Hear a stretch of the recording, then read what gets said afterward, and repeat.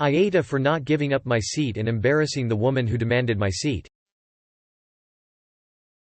A few years ago I, 16F, lost my left leg in an accident.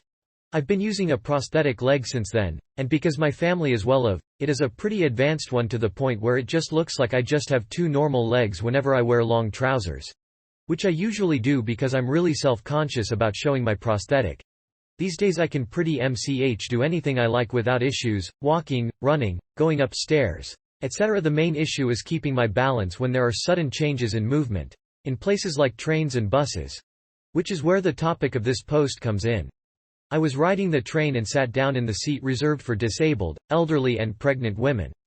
It was pretty busy so there were no other seats available, and a few stops later a woman came up to me telling me I needed to move, because she needs that seat and I shouldn't be sitting there. I told her I was sorry, but I needed the seat myself. She got all argumentative that I just need to get up, because the seat is meant for the elderly and I'm just a lazy child who is more than capable of standing. I again apologized and said I really needed the seat myself. She left and got the train conductor, who also told me to get up from the seat.